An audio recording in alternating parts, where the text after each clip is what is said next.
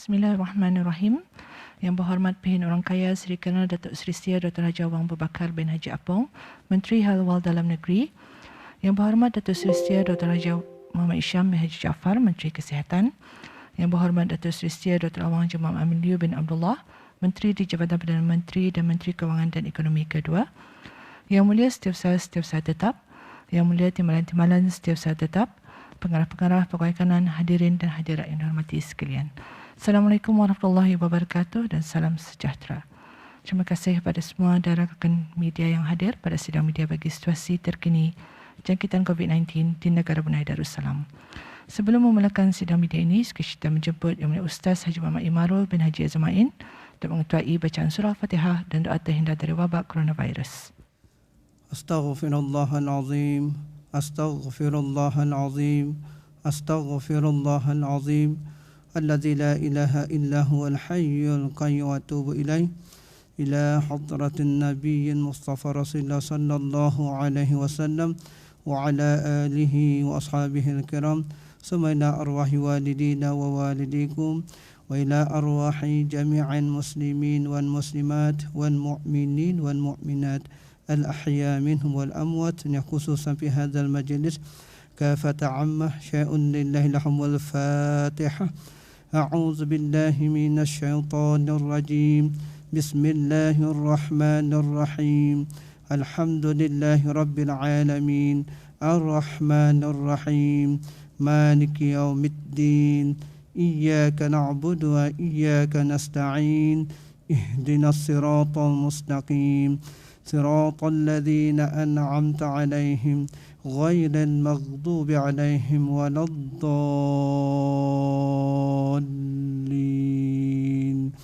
آمين آمين آمين آمين. بسم الله الرحمن الرحيم.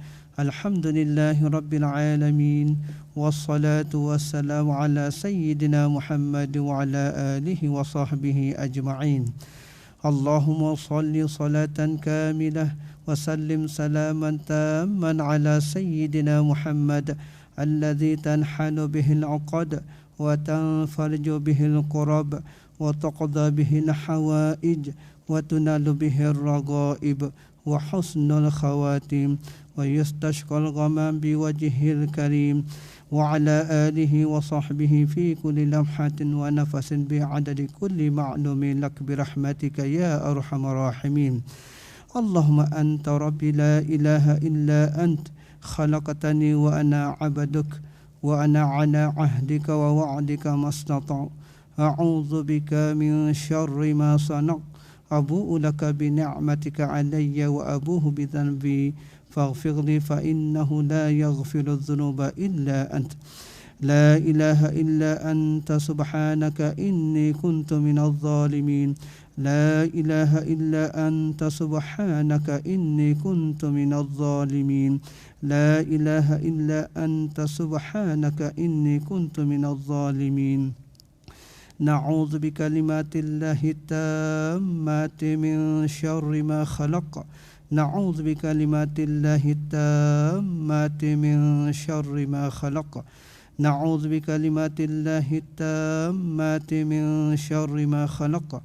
بسم الله الذي لا يضر مع اسمه شيء في الأرض ولا في السماء وهو السميع العليم. بسم الله الذي لا يضر مع اسمه شيء في الأرض ولا في السماء وهو السميع العليم. بسم الله الذي لا يضر مع اسمه شيء في الأرض ولا في السماء وهو السميع العليم. بسم الله والحمد لله محمد رسول الله لا قوة إلا بالله. بسم الله على ديننا وأنفسنا.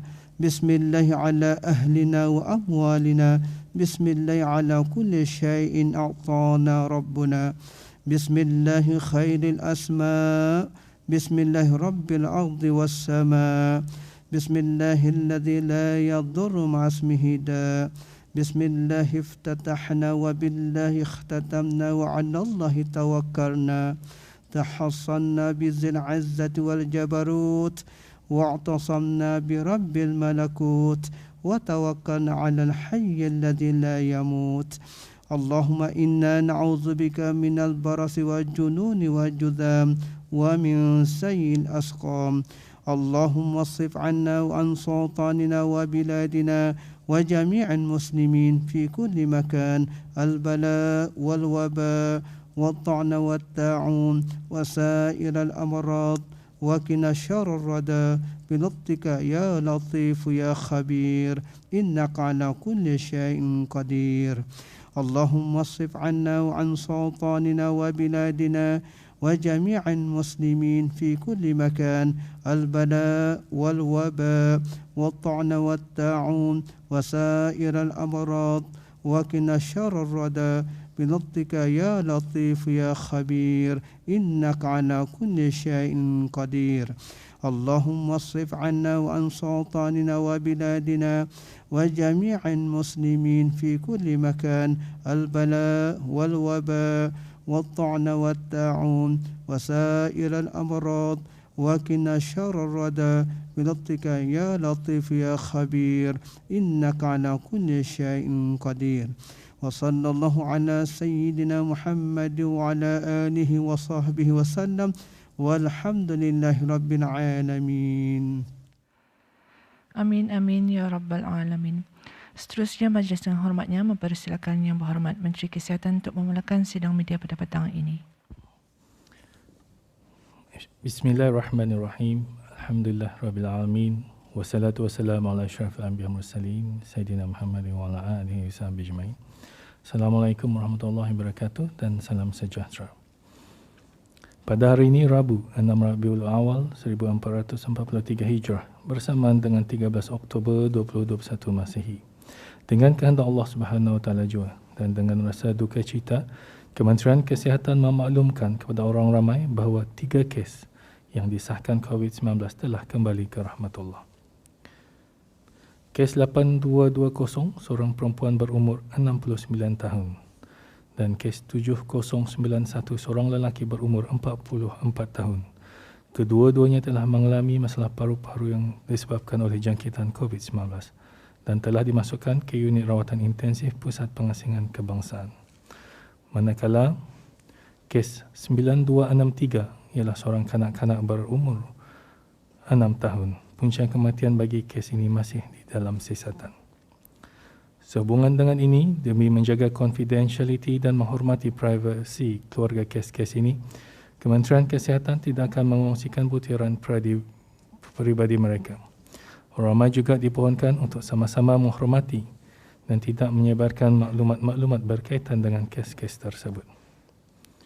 Di kesempatan ini, saya mewakili warga Kementerian Kesihatan dan keseluruhan rakyat negara Brunei Darussalam mengucapkan takziah kepada keluarga kes-kes berkenaan. Semoga roh mereka dicucur rahmat dan ditempatkan bersama para salihin. Al-Fatihah. A'udzu billahi minasyaitonir rajim. Bismillahirrahmanirrahim. Alhamdulillahi rabbil alamin. Ar-Rahmanir Rahim. Maliki yaumiddin. إياك نعبد وإياك نستعين اهدنا الصراط المستقيم صراط الذين أنعمت عليهم غير المغضوب عليهم ولا الضالين آمين.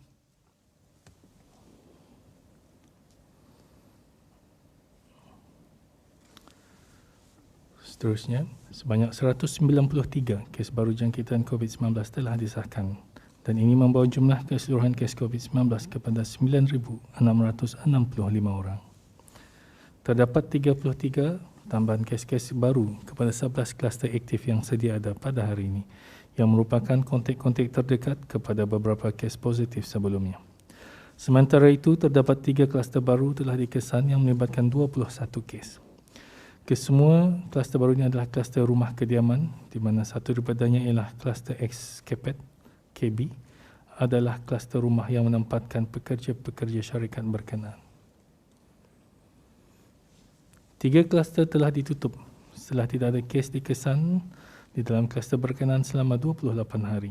Kluster-kluster yang ditutup ialah kluster 2089, kluster 4009 dan kluster 4321. Oleh yang demikian, jumlah kluster yang aktif ialah 163 kluster. Dalam pada itu, terdapat 139 kes baru yang masih dalam siasatan bagi mengenal pasti sumber jangkitan. 218 kes telah disahkan sembuh pada hari ini yang membawa jumlah kes yang sembuh di negara Brunei Darussalam kepada 7,315 kes. Manakala jumlah kes aktif ialah sebanyak 2,284 kes. Di kalangan kes-kes yang sedang ada dalam rawatan sekarang, 7 kes adalah dalam kategori 5 dan sedang dirawat di unit rawatan intensif. Kesemua mereka memerlukan bantuan mesin pernafasan ataupun artificial ventilation, dengan 2 daripadanya juga memerlukan bantuan mesin tambahan hadlang mesin ataupun ECMO. Sementara itu, 26 kes lain dikategorikan dalam kategori 4, iaitu mereka yang memerlukan bantuan oksigen dan adalah di bawah pemantauan rapi. Dalam tempoh 24 jam yang lalu, sebanyak 6,357 sampel telah diuji bagi virus SARS-CoV-2 yang membawa jumlah keseluruhan ujian makmal dijalankan sejak Januari 2020 kepada 419,526 ujian. Dan pada 12 Oktober 2021, sebanyak 5,051 orang telah menerima suntikan vaksin COVID-19. Ini bermakna di bawah program vaksinasi kebangsaan sebanyak 335,650 orang telah menerima 1 dos vaksin COVID-19, iaitu 74% daripada jumlah penduduk negara. Manakala 216,615 orang telah melengkapkan 2 dos vaksin COVID-19, iaitu 47.8% daripada jumlah penduduk negara. Sementara itu, hasil daripada pemantauan agensi-agensi penguatkuasaan yang dilakukan semalam semasa larangan keluar rumah dari jam 8 malam hingga 4 pagi tadi, sebanyak 33 pelanggaran arahan tersebut di seluruh negara telah dikeluarkan denda kompaun.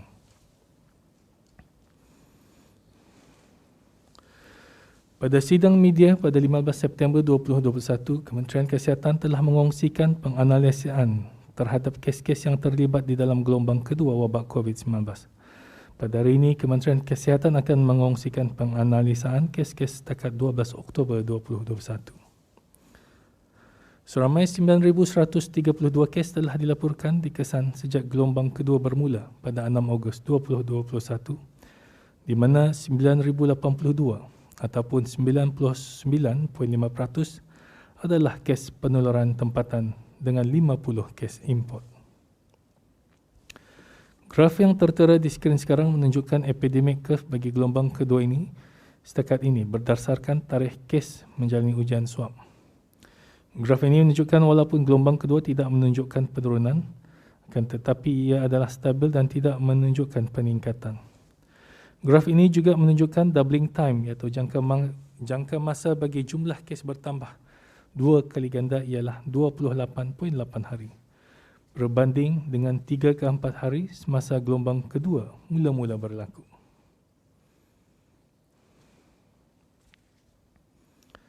Dapatan-dapatan ini adalah sejajar dengan graf pada slide kedua yang menunjukkan reproduction number bagi gelombang kedua ini, yang mana basic reproduction number R0, itu reproduction number semasa gelombang kedua mula-mula berlaku ialah pada tahap 5. Ini bermakna pada ketika itu 1 kes positif telah menyebabkan 5 kes baru. Pada ketika ini, effective reproduction number yakni RT, iaitu reproduction number pada masa ini ialah di sekitar tahap 1, yang bermakna 1 kes positif telah menyebabkan 1 kes baru. RT pada tahap 1 juga menandakan keadaan jangkitan yang stabil.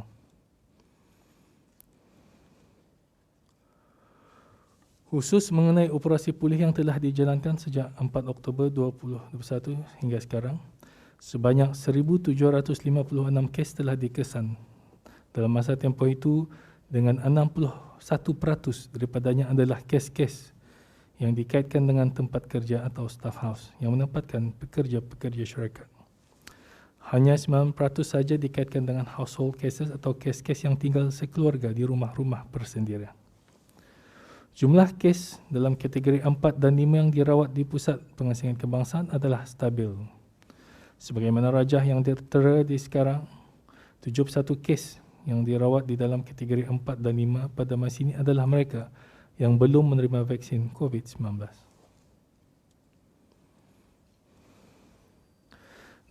Dasar pengasingan diri di rumah yang telah dilaksanakan sejak 8 Oktober telah berjaya mengurangkan tekanan terhadap kadar pengisian katil atau bed occupancy rate di pusat-pusat pengasingan. Daripada kadar pengisian sebanyak 82%, kadar tersebut telah menurun kepada 78.7%.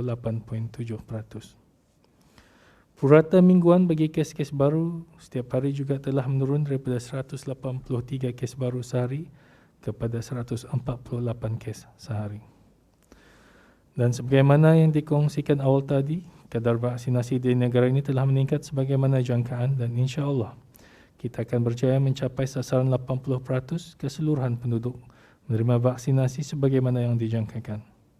Walau bagaimanapun, peningkatan kadar vaksinasi adalah sangat perlahan bagi mereka yang berumur 80 tahun ke atas. Sementara itu, sebagaimana peruntukan di bawah Akta Penyakit Berjangkit Penggal 204, kesalahan-kesalahan di bawah akta tersebut boleh dikenakan denda kompaun sehingga RM5,000. Sehubungan dengan itu, bermula pada hari ini Rabu 13 Oktober 2021, denda kompaun terhadap sesiapa yang didapati melanggar arahan berada di rumah di antara jam 8 malam hingga 4 pagi dinaikkan menjadi RM500 bagi setiap kesalahan. Mana-mana syarikat yang gagal memastikan pekerjanya mematuhi arahan berada di rumah di antara jam 8 malam hingga 4 pagi juga akan dikenakan denda kompaun sebanyak RM500. Semoga segala usaha yang kita laksanakan untuk mengawal penurunan COVID-19 di negara ini mendapat keberkatan daripada Allah Subhanahu Wa Taala jua, dan semoga semua pesakit-pesakit di negara kita khususnya yang menghidap penyakit COVID-19 diberikan kesembuhan dan kesihatan sepenuhnya. Amin, amin, ya Rabbal Alamin. Sekian, terima kasih. Seterusnya adalah kenyataan daripada Yang Berhormat Menteri di Jabatan Perdana Menteri dan Menteri Kewangan dan Ekonomi kedua. Majlis dengan hormatnya mempersilakan. Bismillahirrahmanirrahim. Assalamualaikum warahmatullahi wabarakatuh. Dan salam sejahtera. Pada menjunjung titah perkenan Kebawarduli Yang Maha Mulia, Paduka Seri Baginda Sultan Haji Hassanah Bolkiah Muizzaddin Wad Daulah, Ibni Almarhum Sultan Haji Omar Ali Saifuddin Sadur Khairuddin, Sultan dan Yang di-Pertuan Negara Brunei Darussalam, dan mengambil kira situasi jangkitan wabak COVID-19 yang masih tidak menunjukkan penurunan.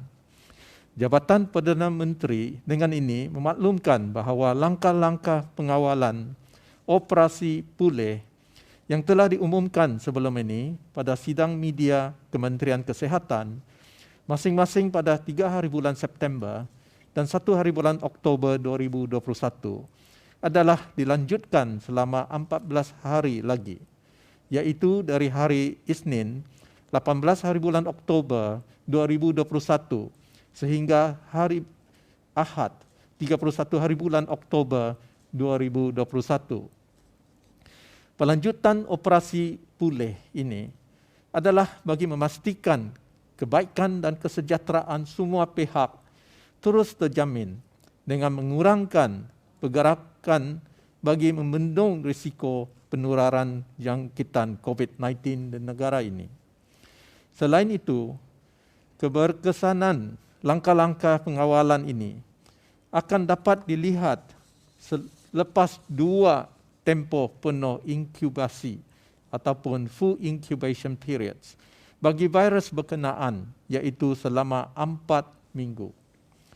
Semanjat pelaksanaan operasi pulih yang mula berkuat kuasa 10 hari yang lalu, banyak perkara telah dipelajari di sepanjang pelaksanaan operasi berkenaan.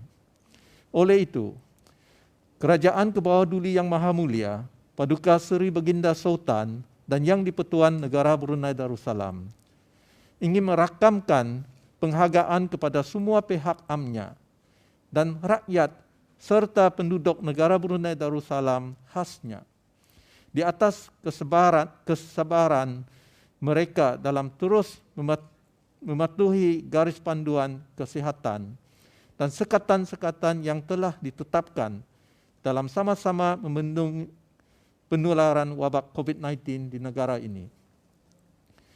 Walau bagaimanapun, juga terdapat segelintir masyarakat masih didapati ingkar dan melanggar peraturan yang ditetapkan di sepanjang operasi pulih berkenaan. Dan ini jelas menimbulkan kebimbangan bagi kita semua. Oleh itu, jumlah denda kompaun bagi pelanggaran peraturan berkaitan operasi pulih akan dinaikkan daripada RM100 Brunei kepada RM500 Brunei bagi setiap kesalahan. Selain itu, denda kompaun juga akan dilaratkan kepada pihak syarikat yang mana pekerja-pekerjanya didapati meninggalkan tempat tinggal pada waktu operasi pulih, iaitu dari 8 malam hingga 4 pagi, tanpa surat pengesahan yang sah dengan dikenakan denda berjumlah RM500 Brunei bagi setiap kesalahan.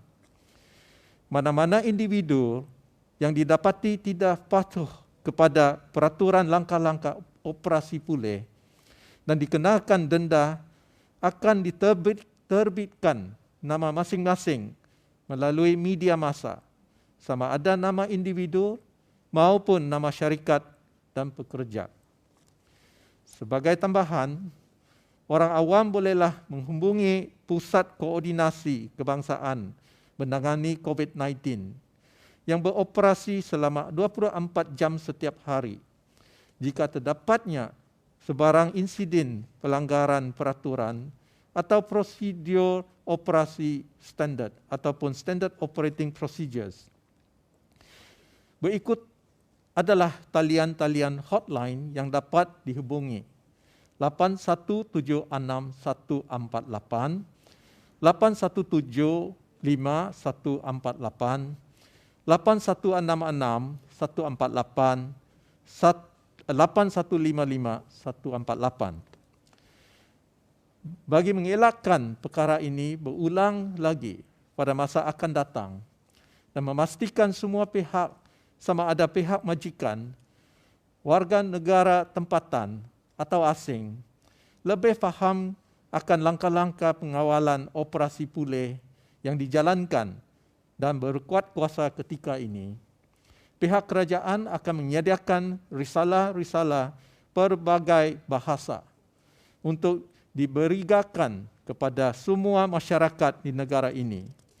Dan ini dapat memudahkan pihak majikan untuk menerangkan lebih terperinci kepada pekerja-pekerja mereka.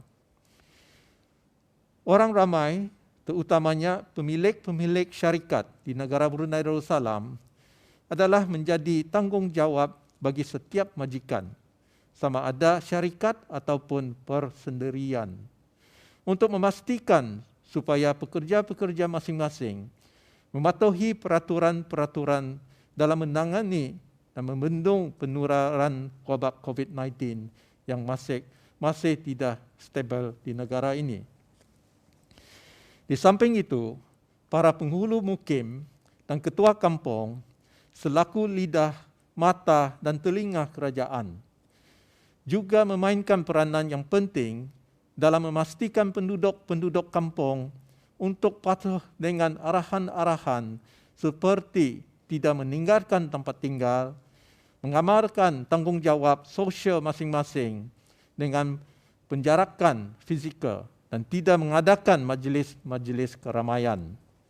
Di samping itu, para penghulu mukim dan ketua kampung juga hendaklah memantau kesejahteraan anak-anak buah mereka dengan memastikan mereka dalam keadaan yang sihat dan baik serta menghulurkan bantuan kepada mereka yang memerlukan. Dari segi hal ehwal kebajikan masyarakat pula, orang ramai yang tinggal bersendirian dan memerlukan bantuan bolehlah mendapatkan sebarang nasihat dan bantuan daripada ketua kampung masing-masing serta menghubungi talian hotline Pusat Koordinasi Kebangsaan menangani COVID-19 yang disebutkan di atas atau talian kebajikan 141.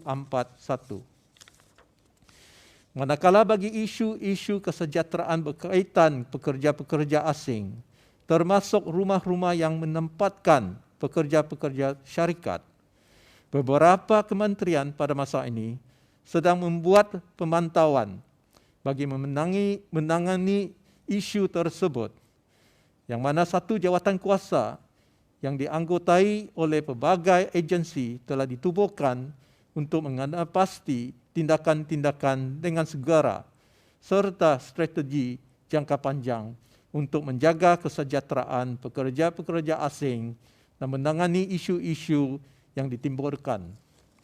Oleh itu, marilah kita sama-sama mendukung hasrat kerajaan supaya kita semua turut sama-sama memelihara keselamatan dan kesejahteraan awam dengan mematuhi protokol kesihatan dan garis panduan yang telah ditetapkan. Di atas kerjasama semua pihak setentunya sangat-sangat dihargai. Kita hendaklah terus berdoa dan sama-sama berusaha di samping bertawakal kepada Allah Subhanahu wa taala supaya kita dihindari dan terselamat daripada penyakit wabak COVID-19. Sekian, terima kasih.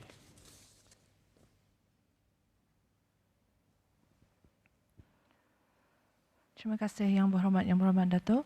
Dan ini sesi sidang media membukakan soalan-soalan daripada pihak media. Sila perkenalkan diri dan agensi AUDA sebelum mengajukan soalan. Terima kasih.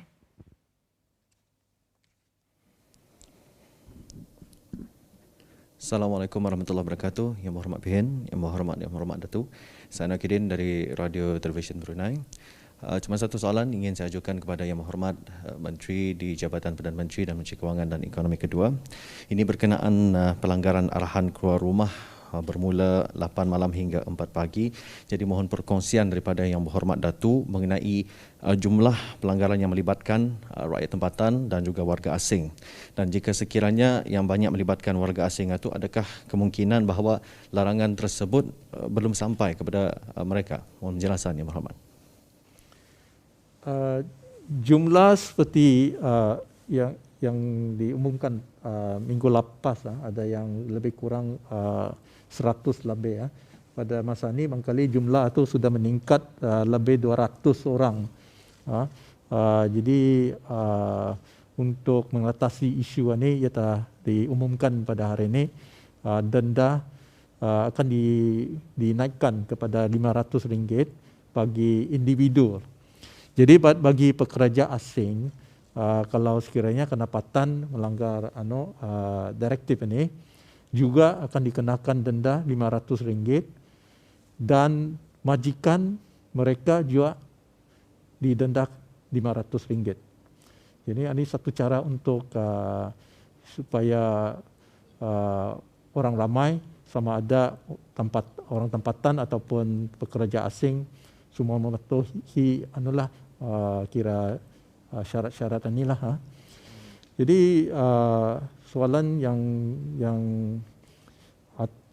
seterusnya mengenai dengan barangkali pekerja ini belum lagi fahamlah dengan syarat-syarat ini.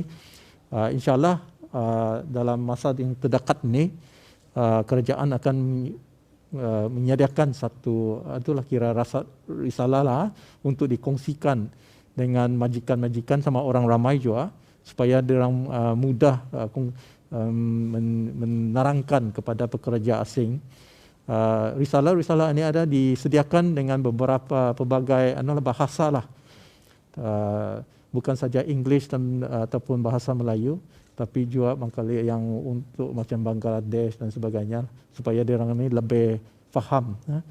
Jadi tidak ada lagi excuse lah untuk tidak mematuhi syarat-syarat. Inilah. Terima kasih. Terima kasih Yang Berhormat Datuk.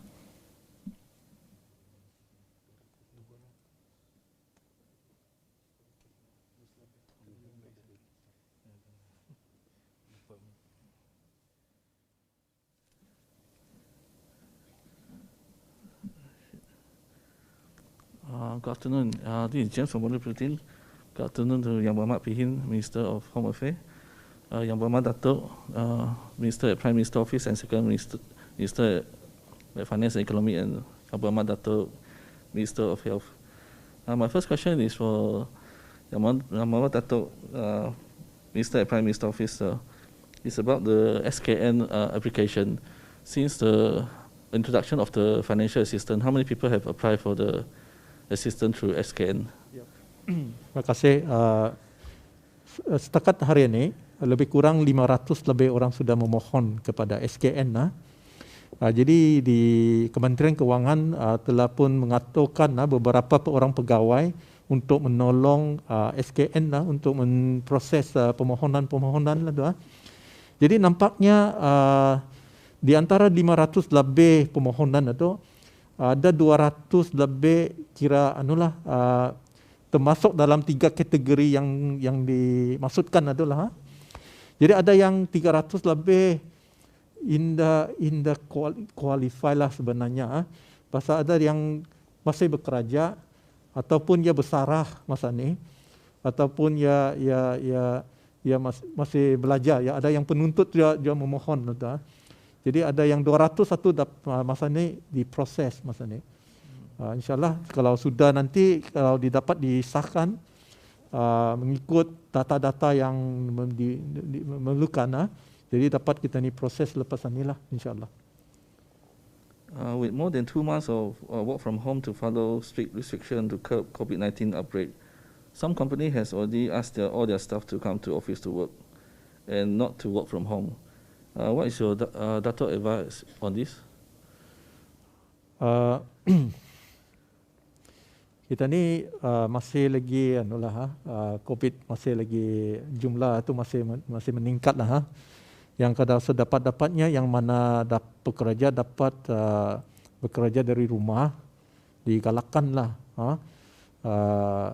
Jadi kalau yang kalau benar-benar memerlukan dirang datang ke office bekerja, jadi patut dirang make sure ada penjarakan lah, social distancing, dan ikut SOP yang ditetapkan oleh Kementerian Kesihatan.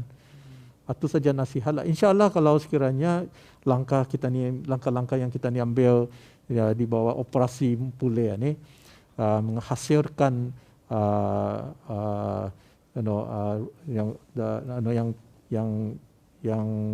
yang target kita ni atau kalau jumlah itu dapat diturunkan, insyaAllah kita ni boleh start memikirkan bila sudah datang masanya nanti gradually lah kita ni membuka balik lah, insyaAllah. Tapi jangan dulu terlampau gagas masanya. Yang dapat kerja di rumah kalau boleh teruskan dulu. Sudah nanti kita ni lihat jumlah jangkitan ni, kes ni sudah turun, baru tak kita ni ada mengumumkan lagi lah sama ada dapat dilonggarkan kah kesekatan kita ni. Masa ni kira masih lagi jumlah masih tinggi lah jumlah kes ni lah. And that also share us about the few ministries that come together to check on the welfare of foreigner living in dormitories. Ya, kita ni masa ni lihat kalau banyak yang ada yang jangkitan ni di dormitory pekerja asing ada. Itu satu isu bukannya dapat kita ni enggak dapat diatasi dalam masa yang pendek, tapi yang mana dapat kita ni buat, kita ni akan ambil tindakan dengan segaranya lah. Tapi kalau ada yang menggunakan masa untuk membuat training dan sebagainya, tapi dalam beberapa hari ini Kementerian Kesihatan dengan beberapa agensi sudah memantau lah, dan telah mengambil beberapa langkah yang positif. InsyaAllah dengan langkah-langkah ini akan menghasilkan yang keputusan yang outcome yang positif lah, insyaAllah. Tapi memang kerja ini mesti diteruskan lah. Sebagai mana yang kita ni sudah pernah lihat di negeri jiran pun ada juga terjadilah isu ini yang sama lah. So insyaAllah akan diteruskan juga usaha-usaha untuk mengatasi isu ini. So with dormitories has become a place for a large number of new cases, should employer also be held accountable for the spread of cases among their staff? Memang ada kemajikan itu memang tanggungjawab dirang untuk menjaga kesejahteraan pekerja-pekerja dalam jaminan dirang lah tu. So yes, memang dirang punya tanggungjawab je tu. Jadi kita ni bekerja sama dengan majikan-majikan masing-masing mencari jalan yang sesuai untuk mengelakkan lagi lah yang peningkatan jumlah kes ni. Terima kasih, Datuk. My next question is for the Minister of Health. Would Ministry of Health be considering allow local residents coming back from overseas to be quarantined at home, similar with what the Datuk have shared with us, like the current home quarantine policy? Okey, terima kasih.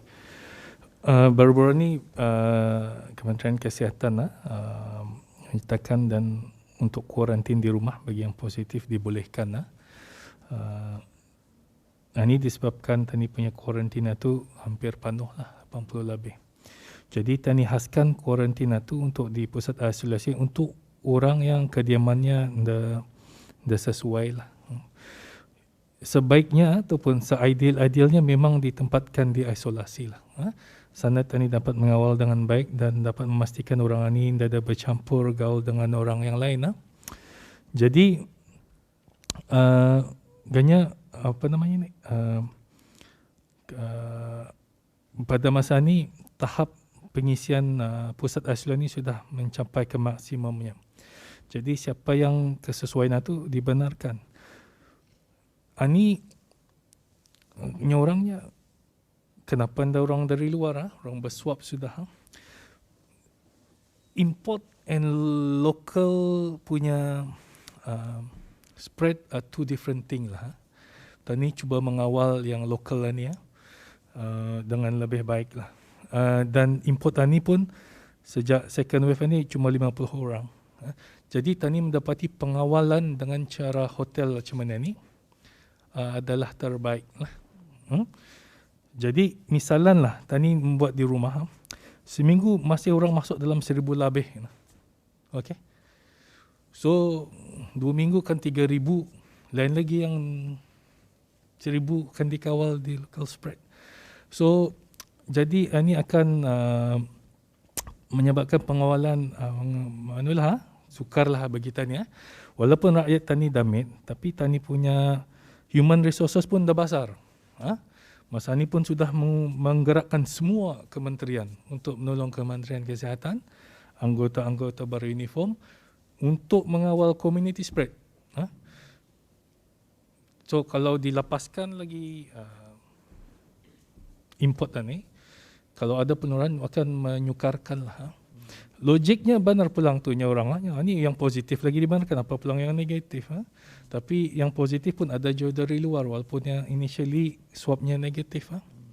Jadi buat masa ni indah mungkin di masa akan depan bila tani sudah nyorang merasa tani punya penularan ni terkawal, dan boleh tani membuat pengawalan untuk di rumah itu akan dibuat. Itu yang sebaiknya pulang juga untuk orang dah mengalami ada orang mengalami tekanan juga isolasi di hotel ni luar lama.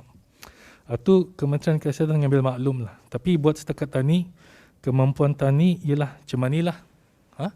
So untuk community spread penularan di community ni yang positif yang ada simptom tani benarkan ataupun melihat kesesuaian rumah masing-masing. Ini yang diimportkan, diinterview seorang-seorang lagi boleh, tapi agaknya banyak tenaga kerja diperlukan. Dan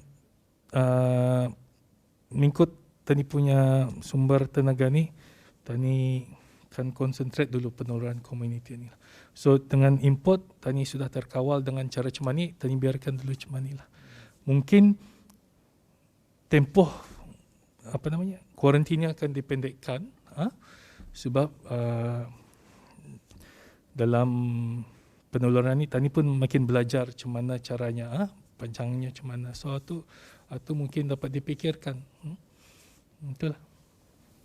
My second question is, MOH has detected more than 300 new cases twice this week. With the current restriction, we have not yet seen the drop in new cases. Can Dato' explain about this? Okey, ini seperti saya nyatakan tadi, dalam 2-3 hari ini yang banyaknya ialah daripada penempatan pekerja-pekerja di dormitory. Itu yang menyebabkan penularannya naik. Dan hampir 2,000 disebabkan ini saja. Okay. Jadi operasi pulih ini is more about perjalanan orang dari satu tempat ke satu tempat, community spread. Jadi itu pun average-nya purata menunjukkan ada penurunan dari 180 lebih sebelum operasi pulih kepada 140 lebih, to be exact, 183 sehari seminggu sebelum operasi pulih ke 148 hari. Dan R0-nya pun menahan dalam 1 lah, dan meningkat. Jadi walaupun ada berapa banyak dari segi impaknya, tapi walaupun seminggu Tani ada melihat sedikit lah. Jadi walau bagaimanapun, kalau Tani mau melihat yang efektifnya yang benar-benar, selalunya Tani lihat 2 incubation period pulang. That means 2 kali 2 minggu lah, dalam 28 hari. Okay. Jadi tapi Tani ni optimis pulang. Tani melihat seminggu-seminggu. Sebab saya faham rakyat kita ni bekerja sama lah, saling berganding bahu dengan kerajaan. So walaupun dalam seminggu Tani nampak perubahan, walaupun sedikit, tapi ada perubahannya. Terima kasih Yang Berhormat Datuk.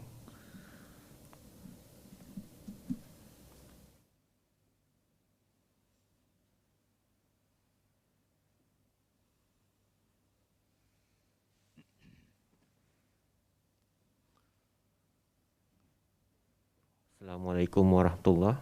Yang Berhormat Pihin Menteri di Hal Ehwal Dalam Negeri dan Yang Berhormat Menteri Kesihatan dan Yang Berhormat Menteri di Jabatan Perdana Menteri dan Menteri Kewangan kedua.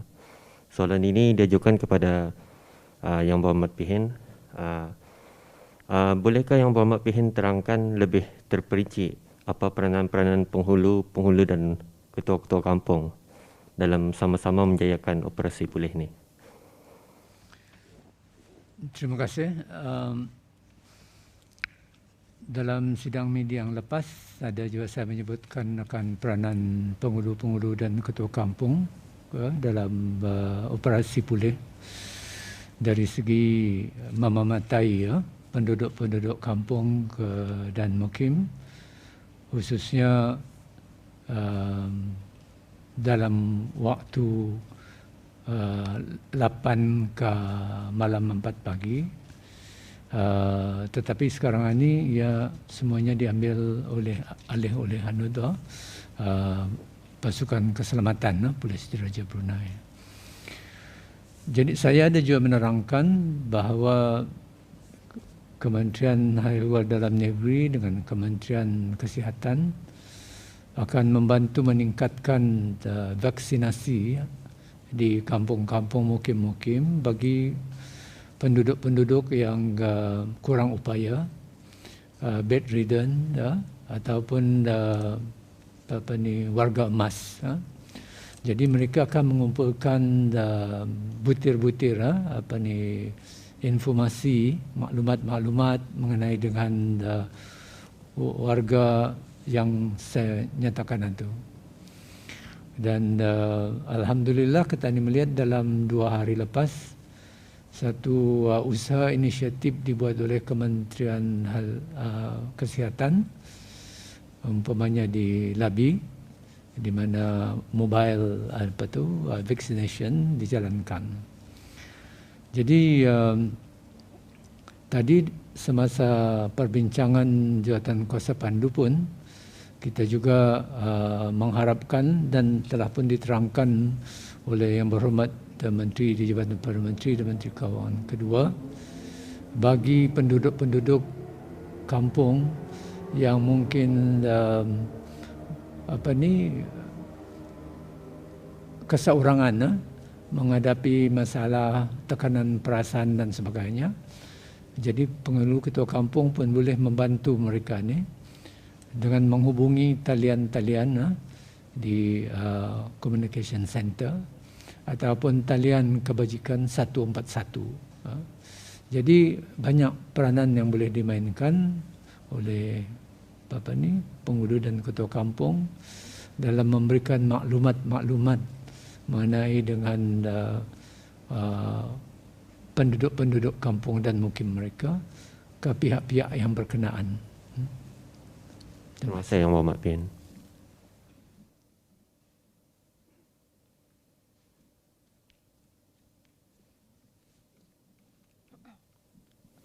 Assalamualaikum warahmatullahi wabarakatuh. Yang Berhormat PN, Yang Berhormat Datuk, kalau saya Rasidah from the Scoop. This question is for the Minister of Home Affairs. Yang Berhormat PN, as a follow-up to the statement by the Second Minister of Finance and Economy, can Yang Berhormat PN elaborate on what are the issues affecting foreign workers in this country? Terima kasih. Barangkali ada beberapa isu lah.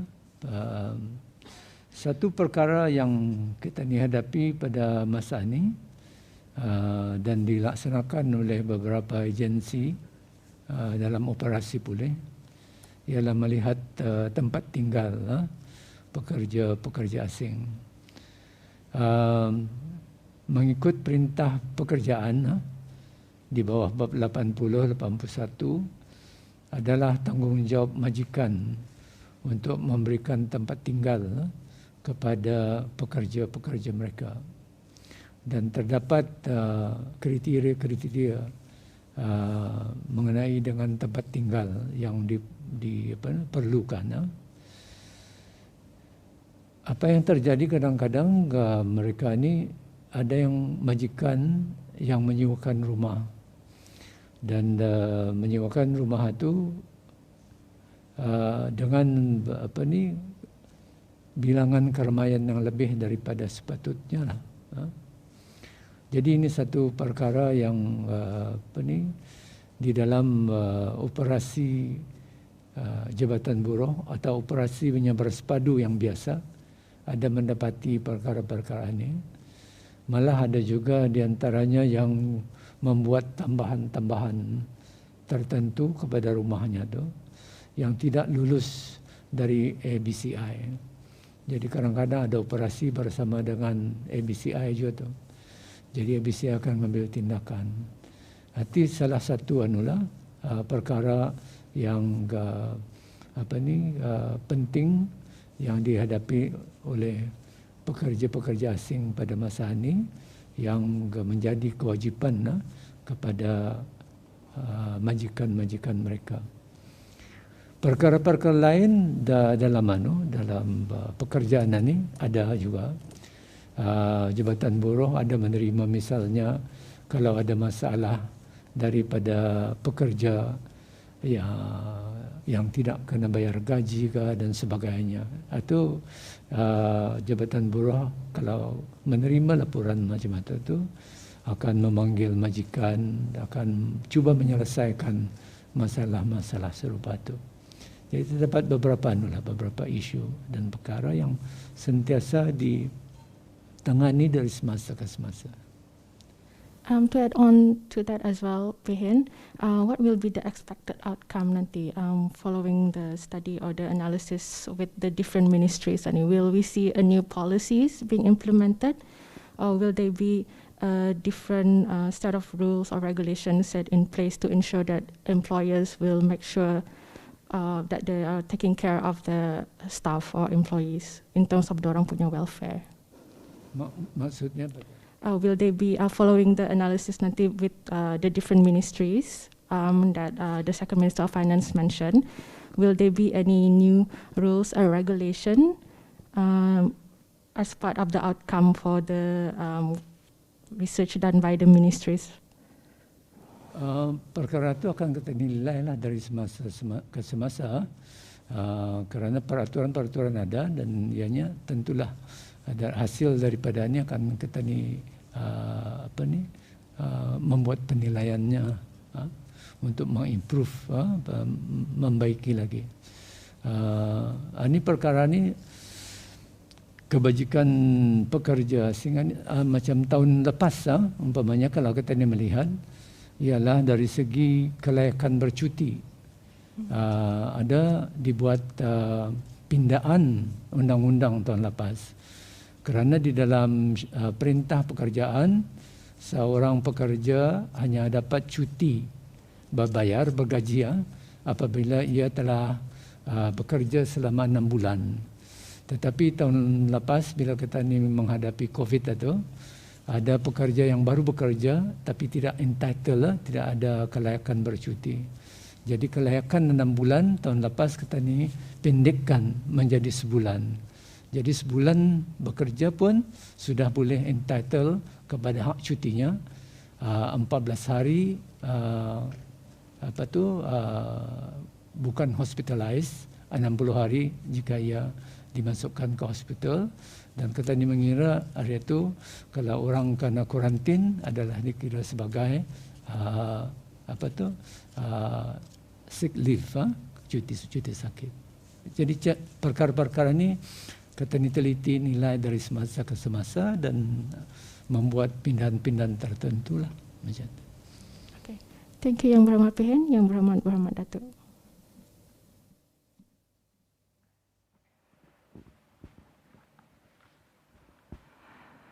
Terima kasih atas soalan-soalan yang diajukan dan terima kasih juga kepada Yang Berhormat Pihin dan Yang Berhormat Datuk atas penjelasan yang diberikan.